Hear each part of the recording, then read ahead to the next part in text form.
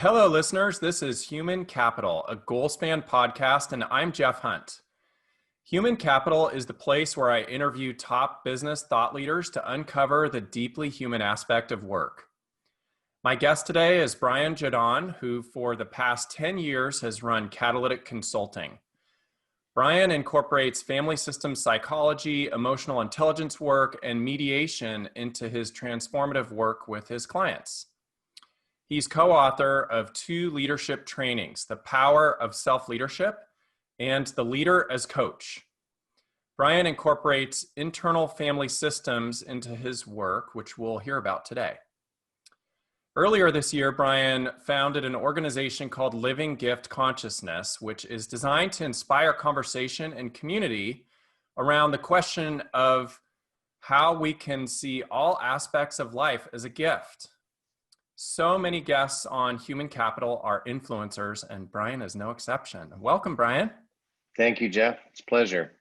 Well, it's great to have you here today, and I'm very excited about this topic. It's something new and different, and so I'd love to just jump right in and maybe start with you sharing with our listening audience a little bit about yourself and what you do. Sure.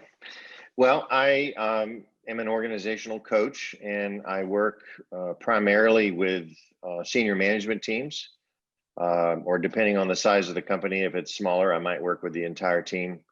And essentially, I do what I call strategy, cohesion, and alignment work.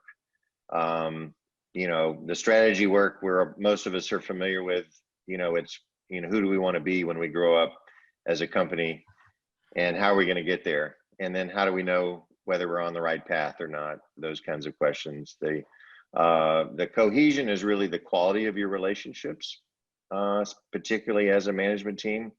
Are you able to tell each other the truth? Are you able to have real conversations, to be vulnerable, to be real, to be genuine? And, I'm one of the models that I'm trained in, Patrick Lencioni's 5 behaviors of a cohesive team, which I'm sure a lot of your listeners are familiar with. Trust, it all begins with trust. So a lot of the work I end up doing is about building trust between those individuals. And then the alignment work is, are we all really committed to where we say we want to go and who we want to become? And so those are the 3 aspects that I often work with. Great. Yeah, actually, I'll put a quick plug in for Patrick Lencioni, and he, I believe, has a new model, the 6 types of working genius. And Okay. one of our guests on an upcoming episode is going to be Jeff Gibson, who is one of Pat's co-founders at the Table Group. So we're excited to hear about that. And I love that model, and I'm sure that you've been able to probably incorporate that into this self-leadership model that you use with your clients. Is that correct? Absolutely. Yeah, I've synthesized probably 3 or 4 models in the Lencioni work, and the internal family systems are 2 of the primary models for sure. Mm-hmm. Okay, great. Brian, share with our listeners what inspired you to go into business. Well, I'll start with what inspired me to leave business. That's probably the best place to start. My parents really wanted me, probably particularly my dad at the time when I was, a teenager, wanted me to go into business school because that's what boys did. Mm-hmm. And so I enrolled at the University of Georgia, where my dad went and my mom went, and enrolled in the business school. And I think I maybe took 2 business classes, and then I went to the business school admin office and said, I'd like to leave. And they said, do you know how many people are trying to get in this school and you're trying to leave? And I said, yes, but I really wanted to be a journalist. And so I switched over to journalism and ended up, fortunately, University of Georgia had one of the best journalism schools in the country. And so I worked as a journalist during my 20s, and thought I was going to do that the rest of my life, and burned out about age 30, and moved to the North Carolina mountains and lived on the top of a mountain on a dead-end gravel road with a black lab, and contemplated the rest of my life, and then trained to be a therapist. That's how I partly how I found internal family systems, because it's primarily as has originated in the therapeutic community. But I've really always been fascinated with with groups and human behavior and psychology. And so I just over time discovered that there was a real need to draw on some of these tools and methods for business. So I gravitated back to business after a couple decades, I guess. That's how I sort of came in the back door, I guess you'd say, into business. And now I'm fascinated with business, and more from really an outsider on some level, but I'm fascinated with human systems um, and why people do what they do, and how people get stuck and unstuck. And so I've really been having a good time working with business from a totally different angle. Mm-hmm. Okay, great. And so one of the things I mentioned in our opener was this whole concept of self-leadership. And I think that Hmm. our listeners are not going to be familiar with this. So walk us through what self-leadership is and why it matters to organizations. Well, self-leadership is the central tenet or principle, or really it's an experience, more than, and a practice. It's almost a spiritual practice in some ways, but it's really in any given moment, on any given day, in any given situation, where are we leading ourselves from? Are we leading from a place of um, a curiosity and compassion and calm? Um, as you know, Jeff, you know the model. There are these 8 C's that I'm not going to remember all of them, but those are a few of them. And uh, are we engaging every interaction and every moment from that place of curiosity, calm, and compassion, and without really a heavy agenda, or are we? And in our good moments and our good days, we're able to do that. But I think self-leadership is really makes it a practice. It makes it a daily practice, and to do that, we have to unblend is another big word in the IFS community. We have to unblend from parts of us that carry burdens and are perhaps have concerns and even fears about what has happened to us or what might happen to us in the future. All of us get stuck in what we might call or what often is called the survival response, the fight, flight, or freeze. Our nervous system goes into the sympathetic rather than the parasympathetic, if you want to use the neurobiology language. So, it's really, are we in survival mode, or are we in a different mode where we can be more creative and innovative and spacious and that really requires self-leadership Mm-hmm. to be in that space. It's almost like you're sharing the difference between scarcity and abundance. Yeah, on some level. Mm-hmm. Yeah, one of the we won't go too deep into IFS. Those who I'm sure some listeners are familiar with it and some not. But if you dig a little deeper into the model, you find out that there are parts of all of us, or aspects of all of us, that are really concerned with um, uh, making sure that we don't experience pain and suffering. Hmm. And then there are other aspects and parts of us that react when we do experience pain and suffering.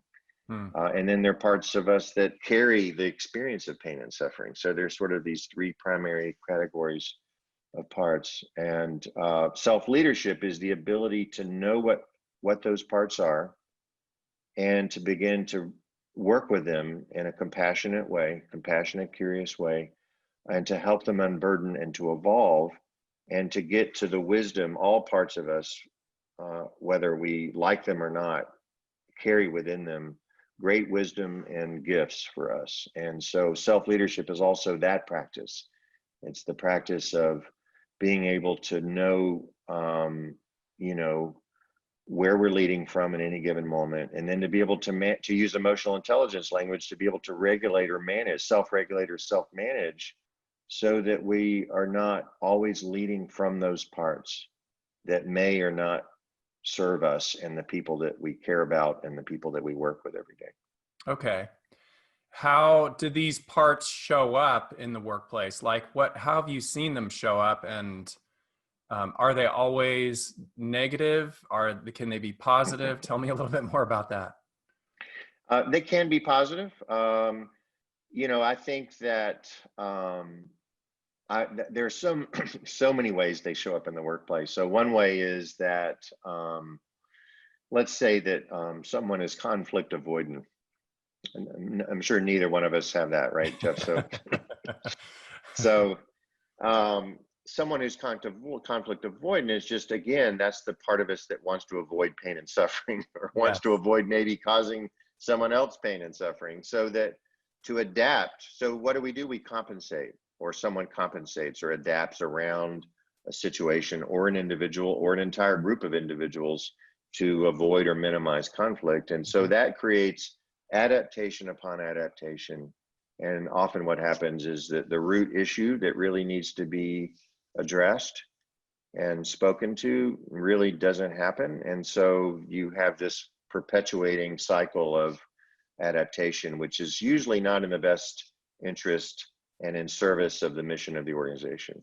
Okay. And so would an example of that be a manager perhaps tolerating underperformance of an employee? Could That's one example. So yeah, doesn't really want to have a hard conversation, as we called, all the different names we have for the hard conversation, the fierce conversation, right, the sensual conversation. Because we may fear a reaction. Sure. One of my mantras is always allow people to have a reaction. Okay. And I often will share that. I think seemingly hundreds of mantras, and that's one of them, but allow people to have a reaction. And because that doesn't mean that what you're saying is untrue or not important to say. It just means that, we don't know how other human beings are going to respond to what we say or do. But yes, that is one example, is to not, I'm working with a manager and have been around this very topic where, she has a strong value around harmony. Okay. And so that's, and wants harmony on the team. And so I basically said, so you're valuing harmony more than performance. Is that accurate? Oh, wow. That's a good question. Yeah. So that kind of, sort of hits you between the eyes a little bit, a bit of tough love there. But yeah, so what happens is that we end up, to use the immunity to change model, another model that some folks are familiar with, Keegan and Leahy out of Harvard. We have competing commitments. We have to really evaluate what we're committed to, and of course those are all parts. So there's a part of us that's committed to this, part of us that's committed to that, and they're all valid usually. Yes. But we often have to get much more aware and conscious about what those commitments are, which are all parts driven, by the way, and then find out, how can we, well, first of all, in the case of this manager I spoke about a moment ago, that she doesn't actually have harmony on the team. She has a false harmony. So it's some of that is just the awareness and the recognition that what we think we're creating or promoting actually isn't happening. So it's really a lack of alignment. It sounds like what your internal alignment. So she's feeling or internally feeling one way, but she's behaving in a different way, which is creating that internal conflict, I guess. Is that right? Which creates external conflict. So all internal alignment then ripples out into misalignment all around us at all levels. So, the classic thing is, if the management team, the senior management team in an organization is misaligned, which many of them are, not all, then that misalignment ripples out throughout the entire enterprise at all levels, whether it's verbal or not. It's felt. It's that idea that, another influence of mine, I mentioned emotional intelligence, the folks who wrote the book Resonant Leadership, which the idea that, all leaders are creating either resonance or dissonance any given moment of the day. And so, and true alignment really feeds and fuels resonance rather than dissonance. Mm-hmm. It Go sounds ahead. like you're saying that the way we respond individually and our self-awareness can have an impact culturally within an organization. So it can actually shape the entire Totally. sort of feeling. And is that a good way of putting it? Absolutely. Mm-hmm. Yeah. Yeah. I'm working with another manager right now, who, you know, it's fascinating. She's from another, she's not from the US. She's from another country and Uh-huh. culture completely. Mm-hmm. And so she really learned that to be successful in a man's world, she's an engineer, to be successful in that world, that there were no room for emotions or feelings. Oh, wow. Mm-hmm. And so again, uh, that would be a part of her that has a very specific strategy, conscious or unconscious, about how to be successful in a male dominated engineering world. And so her, either on her own or coaching from others or her family or a combination, um, really kind of shut off from her emotions and feelings and really didn't show a lot of vulnerability. And so what we just completed a series of small conversations with peers and colleagues of her that I was participated in, and what really came through is that was the missing component, was that people don't trust her because there's no vulnerability. They don't see her as a human being. They don't get a sense that she actually cares about them and what they deal with every day, and they're part of the enterprise. So that was a really case where she had kind of gotten hijacked by a part of her that had a specific strategy for how to be in the work world, particularly engineering, that was supremely unsuccessful. So to her credit, she said, I got to do something different. So, and she was really showed a lot of courage, I thought, and self-leadership, I would add, to say, yes, I'm willing to hear from my peers what their experience is with me. So That's it huge. was really powerful to have, you know, we had 3 separate conversations, small group with peers, and to have the truth be spoken in love, so to speak, to her. Um, and so that was really powerful. So Mm-hmm. um, that's just one example of how parts can really take over, Mm-hmm. and we're not really in the practice of self-leadership in a way that really serves not only us, but serves the team and the company as a whole, and then by extension, their clients or customers. So it Mm-hmm. ripples all the way out to, who the consumers of their product or service is. So Mm-hmm. it really is it's a very powerful endeavor, this whole idea of self-leadership. Yes. It can be very, transformational is often overused. Maybe it's the right amount of usage. I don't know, but let's just say it can be quite profound when we really practice self-leadership and all the ways that it can move throughout a system. Mm-hmm. And for her, so if we stay with her as an example for a second, Hmm.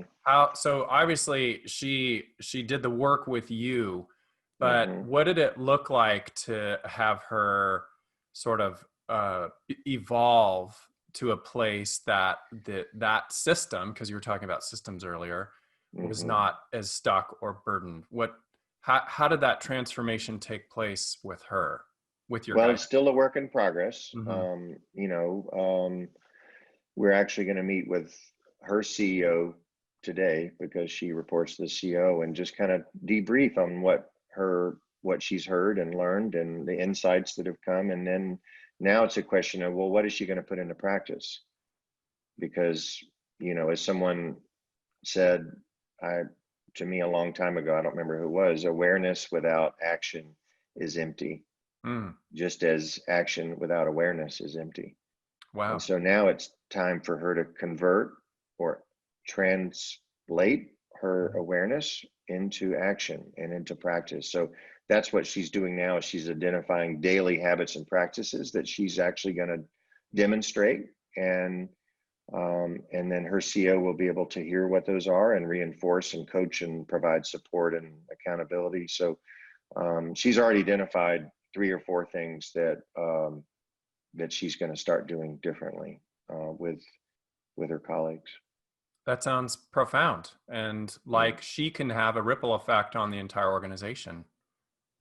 Yes, and then I think it'll actually be much less exhausting for her because she gets to show up as a whole person.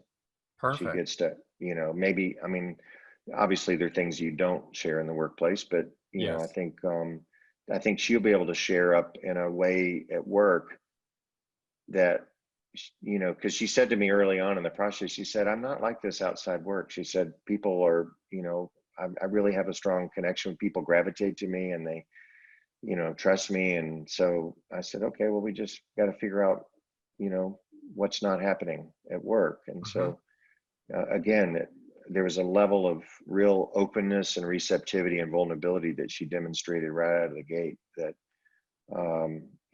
I have a utmost respect for her willingness to take this on and to learn how to be in the world differently, which we're all doing on some level every single day, especially now in 2020. So, we're all learning how to be in the world in ways that are more loving to ourselves and others, and more effective, and maybe less exhausting. Yeah, 2020 has been an exhausting year, hasn't it? Yeah, with exhausting and also truly eye-opening and profound. I would say. For sure. So yeah, and what you really were referring to earlier with her, is actually her being able to be in alignment both in work and away from work. So it sounds like she was in alignment outside the workplace. You're helping her become in alignment inside the workplace. Right. Yeah. And then the other thing that requires. Yeah, go ahead. I was going to say the other thing I was reflecting on was going back to Patrick Lencioni, because his whole model begins with trust, right? So you're helping her embody greater levels of trust among her peers, her subordinates, her manager, and that foundation goes from trust to healthy conflict, right? So that's the other thing that you were sharing about her, is her ability to actually speak her truth and be vulnerable and allow others to have that healthy conflict. And then the commitment, accountability, and results. I think if I remember those correctly, those are the kind of the 5 that Lencioni. Those are the right ones. And just a quick note on the trust. She has to trust herself initially. Oh, okay. That's huge. So she has to trust that she'll be received with her peers, that if she shows up in a more full, vulnerable way, that she will be received and accepted as a member of the tribe, so to speak. And I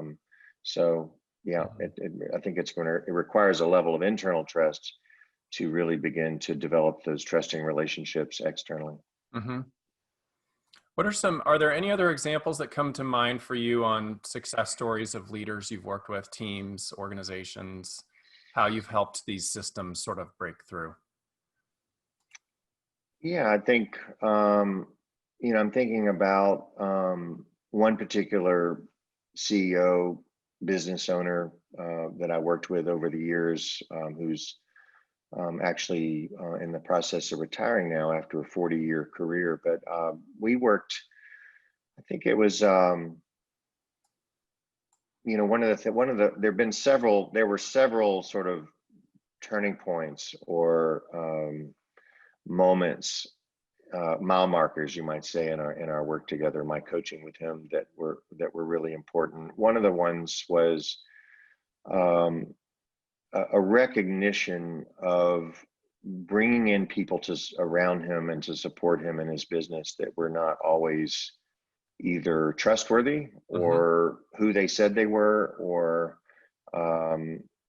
maybe even sabotage the business in some way. So caused great harm. And so, one of the things we worked with is, I talk a lot in my coaching with leaders around aspirational leadership versus Mhm. reality-based leadership. Okay. And so, I sometimes say, have you ever been in relationship with someone and then they didn't become who you either thought they were or who you wanted them to become? And most of us can say we've done that, right? And Mhm. so it's been a Yeah. point where like, hey, that's not who you said you were, or not who I thought you were, or not, you're not becoming the person that I, thought you might become, some version of those. Mhm. And it's true in business as well, so I think it's great to have aspiration as a leader, but it's also, we see what we want to see sometimes, and we sometimes have real blinders on and don't see things about people or situations, and we don't really, because that, we might see something we don't want to see. So, Mhm. so at one point he was, this particular client was reflecting on that he had some buyer's remorse, you might say, about bringing a certain person onto his team. Mhm. And I said, well, just tell me all the things that you assumed were true when you made that decision. And he listed like 12 things. And I said, well, what if none of those are true? None of those 12 things. And he just paused for a moment and he just said, well, he said, I'm screwed. He used more colorful language than that, but he said, I said, well, let's just, is it possible that none of those things were true when you brought this person on? He said, yeah, it is possible. Mhm. So I think that's sort of that's also back to IFS and parts language and self leadership. That so there's a part of us that can be very aspirational and not look at the reality of a situation or an individual and see what we want to see. And that part of us looks through a particular lens that's not always real. Mhm. And so that's one example, with that particular individual. Another quick example is that, I would say underneath that is what we call an IFS world, an exiled part of him that carried a belief that other people knew more than he did. So that was, we got to a really important piece of information, which is there's been a old part of him, or very young part of him, say probably with him since he was a kid, that never trusted his own wisdom, never trusted his own instinct. And so I think he carried that with him through his entire life, and that led him to acquiesce his own personal authority, or what some call sovereignty. So, Mhm. and that pattern of acquiescing his own internal personal authority and sovereignty really set him up for a lot of pain and disappointment. Mhm. And so that issue with the person that I just discussed, that this is the piece that was underneath that. So I that's, see. so really that part, really the part that did the acquiescing and didn't trust his own instincts, his own wisdom, that's the one that really requires an element of healing, Mhm. and what we sometimes call in the IFS world unburdening. Um, so that's really important piece, is that we all have parts of us that carry beliefs, or narratives about ourselves and the world around us, that cause us to make decisions and and to show up in the world in ways that will create suffering for us. And so that's a big piece of what this is about, is getting, discovering all the ways we create our own suffering. Okay. Yeah. It sounds like a very powerful model. An opportunity to unburden can lead to transformed behavior and a a much more effective culture organizationally that Hmm. will not only be less burdened but be more enjoyable to work in if we're all able to do this with trusting relationships and a clear and compelling vision that we all can speak openly and honestly and truthfully about. So Yeah, exactly. And it begins with it sounds a bit cliche, but it really does begin with each of us. We have to, Hmm. and we have to own that process and that journey for each of us. Yes, for sure. So I'm going to shift us to some quick lightning round Okay. questions. We're close to Thanksgiving, so I'm going to start with a question for you, Brian, about what you're most grateful for in this challenging year that we just mentioned. Wow. Yeah. What a year it's been, right? We just Yes. mentioned. So, um, I would say, I've called the pandemic the Great Disruption because Mm. it's disrupted all the things that used to be true. And so I would say for me, I have met the love of my life in the middle of the pandemic, and so I'm Wow. grateful for that. For her name is Megan, and I'm going to be relocating to California at the first of the year. So lots of big Congratulations. changes. Thank you. Hmm. Yeah. So I think I'm grateful to myself for being open and willing to allow more joy to come Hmm. into my life, to be really honest. And so that's been the journey I've been on, is to really make more room for joy to be in my life and in my world. So that's probably the best answer I have. We could all use a little more joy, I think.